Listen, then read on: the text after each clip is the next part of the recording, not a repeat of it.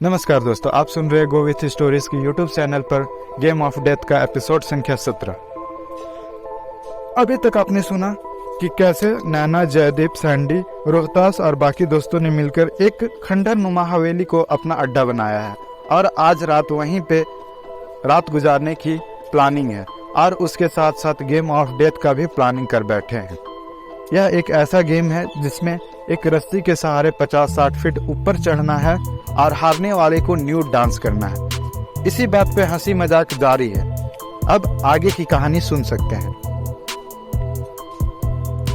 तत्पश्चात वहां रखा एक बड़ा सा कार्टून खोला गया जिसमें खूब लंबी और करीब 1 इंच मोटा व्यास वाली रस्सी रखी हुई थी। सैंडी और रोहतास उसे लेकर सीढ़ियों की तरफ बढ़ गए, मगर जब ऊपर पहुंचे तो पाया कि छत वाले दरवाजे को ताला लगा हुआ था। अब क्या करें? रोहतास ने पूछा। यहीं रुक, मैं अभी आता हूँ, कहकर वह तेजी से सीढ़ियां उतरता चला गया। फिर 2 मिनट बाद जब वापस लौटा तो उसके हाथ में पिस्टल थमी हुई थी। अगले ही पल उसने गोली चलाकर ताला तोड़ दिया। पूरी छत अंधेरे में डूबी हुई थी, जो इतना घना था कि हॉल के ऊपर की छतरी तक नहीं दिखाई दे रही थी। ऊपर से बूंदाबांदी भी हो रही थी, जिसके कारण हाथ को हाथ सुझाई नहीं दे रहा था। रोहतास ने मोबाइल का टॉर्च जला लिया। आगे छतरी के करीब पहुंचकर उन लोगों ने पाया कि वहां छोटे छोटे पत्थरों को जोड़कर करीब 3 फीट ऊंची और गोलाकार रेलिंग बनाई गई थी, जिसके ऊपर 4 पिलर्स खड़े करके छतरी की ढलाई कर दी गई थी। सैंडी ने वहां लटके घंटे के कुंडे में रस्सी फंसाने की कोशिश की तो पाया वह बीच में होने के कारण चारों तरफ से इतना दूर था कि वहां तक पहुंचना मुमकिन नहीं था। आखिरकार उसने रस्सी को वहां मौजूद चारों पिलर्स में से एक के साथ कई बार लपेटा और कसकर 2-3 गांठ लगा दी। फिर उसे जोर से अपनी तरफ खींचकर देखा और छोड़ दिया। मैं इधर से ही नीचे जा रहा हूँ, वह रोहतास से बोला। तो सीढ़ियों के रास्ते 5, कहकर उसने अपने जूते उतारकर नीचे हॉल में फेंक दिए, जो कि सीधा डांसिंग फ्लोर के ऊपर जा गिरे। फिर रस्सी में जगह जगह बंधी गांठों में से एक पर दाएं पैर का पंजा रखा और अंगूठे में उसे दबा लिया और एक के बाद एक गांठों पर पांव टिकाता तेजी से नीचे उतरने लगा। हॉल में पहुंचने तक उसे 3 से 4 मिनटों का वक्त लग गया, मगर कोई समस्या आड़े नहीं आई। रस्सी खूब मजबूत है पापियों, इसलिए टूटने का कोई खतरा नहीं है। नीचे पहुंचकर वह बोला, हम बेझिझक इसके सहारे छत तक पहुंचने की कोशिश कर सकते हैं। सबसे पहले जो ऊपर जाएगा वह वहीं रुके रहेगा तब तक जब तक कि गेम खत्म नहीं हो जाता, और बाकी लोग यहाँ रस्सी के इर्द गिर्द खड़े रहेंगे ताकि कोई फिसलता हुआ नीचे गिरने लगे तो उसे कैच किया जा सके। सबने मुंडी हिलाकर उस बात पर सहमति जताई। ठीक 12 बजे उस अजीबोगरीब खेल की शुरुआत हुई। एक एक करके सब लोग अपनी किस्मत आजमाने लगे। आधे घंटे के भीतर चारों मर्द ऊपर पहुंच गए, जिनमें से रोहतास वहीं रुक गया जबकि बाकी तीनों नीचे लौट आए। तत्पश्चात वानी ने ऊपर पहुंचने में पूरे 15 मिनट लगा दिए, मगर पहुंच गई। ऐना 12 मिनट, जबकि नैना ने दूसरी मंजिल के लेवल तक पहुंचकर हार मान ली और धीरे धीरे सरकती हुई नीचे वापस लौट आई।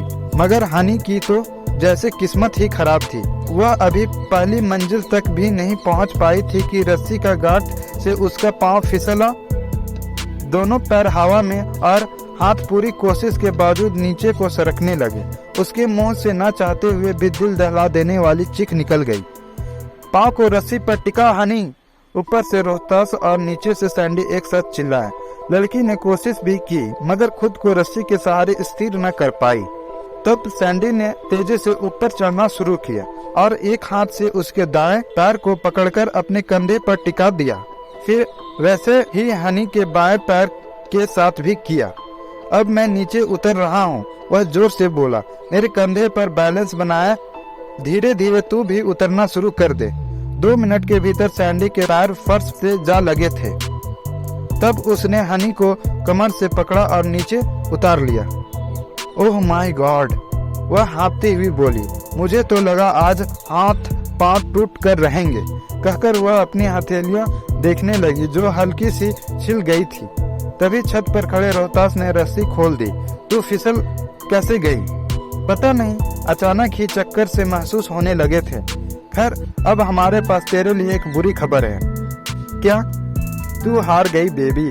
नीचे पहुंचता रोहतास इस बात का अफसोस जताने की बजाय कि अब उसकी गर्लफ्रेंड को न्यूड डांस करना पड़ेगा, हंसता हुआ बोला, अब तुझे इन लोगों को वो सब कुछ दिखाना पड़ेगा जो आज तक सिर्फ मैं देखता आया हूँ। मुझे चक्कर आ गए थे यार, इसलिए फिसल गई। One more chance please. No, जिंदगी किसी को दूसरा मौका नहीं देती। अब रूल्स के मुताबिक सजा तो तुम्हें भुगतने ही पड़ेगी, सैंडी बोला। ओह नो, मंजूर नहीं था तो रूल्स बताने पर मना कर देना चाहिए था। मेरी हालत ठीक नहीं है पापियो, ऐसे में डांस तो क्या कर पाऊंगी, बट मैं वादा करती हूँ कल सुबह तुम सबकी मुराद पूरी कर दूंगी। तुम जानती हो कि हम पापियों के बीच ऐसे बहाने नहीं चलने वाले। अरे मैं मना थोड़ी ही कर रही हूँ, तो भी हमारा जवाब इनकार में ही है। ठीक है, जब नहीं मान रहे तुम लोग तो और कर भी क्या सकती हूँ। क्या ठीक है, जाती हूँ पापियो, एंजॉय करो। आज ये हनी तुम लोगों को ऐसे जलवे दिखाएगी जिसे देखकर तुम सबके होश उड़ जाएंगे, हंसकर खुश होकर। और क्या रोकर करूंगी? Don't worry guys, I don't mind कि यहाँ कौन कौन बैठा है। हाँ, गर्ल्स सावधान हो जाए, कहीं उनके बॉयफ्रेंड आज के बाद उन्हें छोड़कर हनी के दीवाने ना हो जाए। ये हुई ना बात, सब एक सुर में बोले। म्यूजिक डांस फ्लोर पर पहुंचकर वह बोली। सैंडी ने मोबाइल के जरिए कोई विदेशी धुन प्ले कर दी जो वह पहले से सोचे बैठा था। अलबत्ता बस धुन ही थी, सॉन्ग नहीं बज रहा था कोई। लड़की ने नाचना शुरू करते के साथ ही अपनी जैकेट उतारी और गोल गोल घूमकर मैट्रेस पर बैठे लोगों के ऊपर उछाल दिया। फिर म्यूजिक की धुन पर उसने अपना टॉप उतारा और उसे भी जैकेट की तरह सामने की तरफ उछाल दिया। उसी वक्त फड़फड़ाती हुई कोई चीज डांसिंग फ्लोर पर और मैट्रेस के बीच की खाली जगह पर आ गिरकर उठी और सामने की तरफ भागती चली गई। पल भर के लिए सब जैसे सन्नाटे में आ गए। क्या था वह? हनी ने ऊपर की तरफ देखते हुए पूछा। मुझे तो कोई मुर्गा लगा था, असद धीरे से बोला। यहाँ कैसे आ गिरा? क्या पता। अभी वे लोग उस हैरानी से उबर भी नहीं पाए थे कि बारिश की बूंदें उनके शरीर को भिगोने लगी, गीली और ठंडी मगर लाल। खून का एहसास होते ही सबके मुंह से एक साथ चीख निकल गई। सबके सब हड़बड़ाकर उठे और अपने अपने कपड़े झाड़ने लगे, जैसे हाथ मार मार कर खून के धब्बे को दूर झटक देंगे।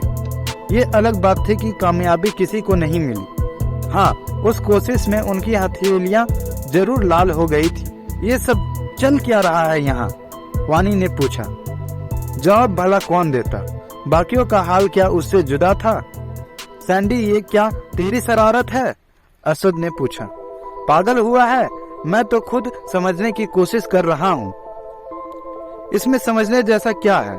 साफ दिखाई दे रहा है कि कोई इस बिल्डिंग की छत से ऐसी चीजें यहाँ हॉल में फेंक रहा है। जरूर वह तेरा ही सिखाया पढ़ाया कोई बंदा होगा। ये तो गलत बात है सैंडी।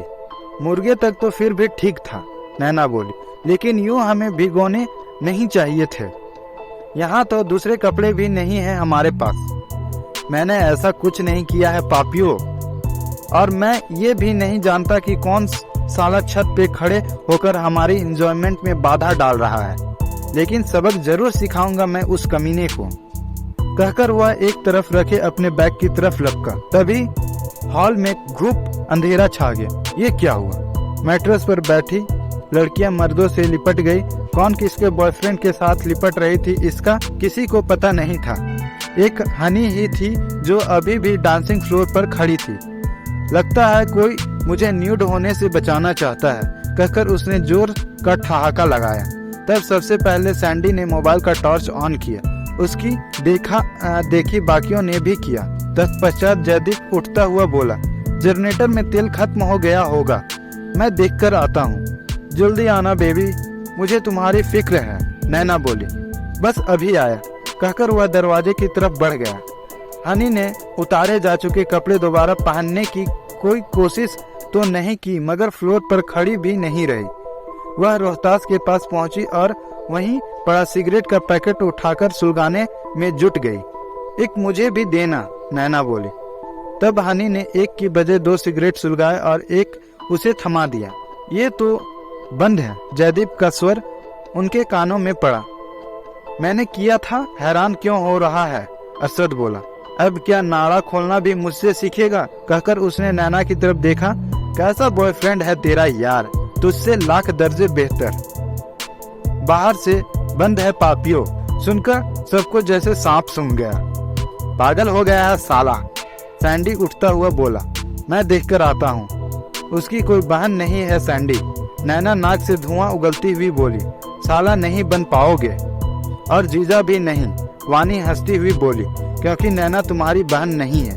सैंडी ने उनके कटाक्ष का जवाब देने की कोई कोशिश नहीं की। दरवाजे तक पहुंचकर जयदीप की तरह उसने भी थोड़ी जोर आजमाइश की, फिर मान लिया कि किसी ने उसे बाहर से बंद कर दिया था। किसने किया होगा? जयदीप फुसफुसाया। मुखिया ने। कौन मुखिया? सैंडी ने बताया। उसे भला क्या हासिल होगा हमें यहाँ बंद करके? डराना चाहता है, अपने कहे को सच साबित करके दिखाना चाहता होगा। और क्या बात हो सकती है? अब बाकी लोग से क्या कहें, मैं कहता हूँ, कहकर वह मैट्रेस के करीब पहुंचकर बोला। यहाँ एक छोटी सी प्रॉब्लम हो गई है पापियो, जिसके कारण हमें मोबाइल की रोशनी से ही काम चलाना होगा। रोशनी तक तो बात ठीक है, अरशद बोला, लेकिन बिना म्यूजिक के हनी डांस कैसे करेगी? तू बहुत मरा जा रहा है उसके डांस देखने को, वानी गुस्से से बोली। ऐसा क्या छिपा रखा है उसने कपड़ों के नीचे जो तेरी माँ के पास नहीं होगा? माँ की बात मत कर यार, वरना मुझे गुस्सा आ जाएगा। क्यों, वह औरत नहीं है? कहा ना चुप कर। साला तू होता कौन है मुझे चुप रहने को कहने वाला? वानी ऐना बड़े ही प्यार से बोली। शांत हो जा, ये तेरा बॉयफ्रेंड है डियर। ओह माय गॉड, वह एकदम से अरशद के साथ लिपट गई। ये तुम हो बेबी? नाटक मत कर यार। अरशद झुंझला सा उठा, फिर सैंडी की तरफ देखकर बोला। तुम्हें लगता है दरवाजा किसी ने बाहर से बंद कर दिया है? नहीं, बात बस इतनी सी है कि दरवाजे में एक छोटा सा लीवर लगा हुआ है, जिसको हटाना मैं भूल गया था। उसी कारण जब मैंने दरवाजा बंद किया तो वह लॉक हो गया। कमाल है, इतने इंतजाम अंदर की तरफ से तो देख रखे हैं मैंने, लेकिन बाहर से ये तो हद हो गई। अब है तो है, क्या कर सकते हैं? मैं देखता हूँ, कहकर रोहतास दरवाजे की तरफ बढ़ा तो वानी और ऐना भी उठ खड़ी हुई। फिर उनकी देखा देखी अरशद भी आगे बढ़ा। पीछे मैट्रेस पर बस हनी और नैना ही रह गई थी, और उस वक्त सबके मोबाइल का रुख क्योंकि दरवाजे की तरफ था, इसलिए मैट्रेस वाली जगह पर पूरी तरह से अंधेरा हो चुका था। हाँ, बीच बीच में जब दोनों सिगरेट के कस खींचती थी तो थोड़ी सी रोशनी वहां जरूर फैल जाती थी। तुम्हारे पास चाबी नहीं है इसकी? दरवाजे के करीब पहुंचकर रोहतास ने पूछा। नहीं, ये तो हद ही हो गई यार। हम यहाँ एंजॉय करने आए हैं या अंधेरे में बंद रहने की सजा काटने? सजा काटने आए हो मेरे बच्चों। एक नया किंतु खरखराता हुआ स्वर गूंजा। फिर किसी ने जोर का ठहाका लगाया। इतना भयानक ठहाका जैसा साक्षात शैतान हंस रहा हो। आठों बड़े ही हिम्मती नौजवान थे, मगर वह कहा उनके रोंगटे खड़े कर गया। कौन है साले? सैंडी ने चिल्लाकर पूछा। मैं वो हूँ बच्चों, जिसकी सल्तनत में तुम बिना इजाजत दाखिल हो गए हो, मगर अब बचकर बाहर वही निकल पाएगा जिसे मैं जाने दूंगा, और वैसा खुशकिस्मत तुम में से बस 7 लोग ही होंगे। कहकर वह एक बार फिर से जोर से हंसने लगा। तत्काल मोबाइल की रोशनी हॉल में इधर उधर फेंके जाने लगी, मगर उनके अलावा वहां और कोई नहीं था। होता तो जरूर दिखाई दी जाता, क्योंकि वह एकदम खुली जगह थी। कहीं कोई ऐसी चीज नहीं थी जिसके पीछे छिपा जा सके। हाँ, कमरे बराबर थे, मगर उनके दरवाजे दूर से ही बंद दिखाई दे रहे थे।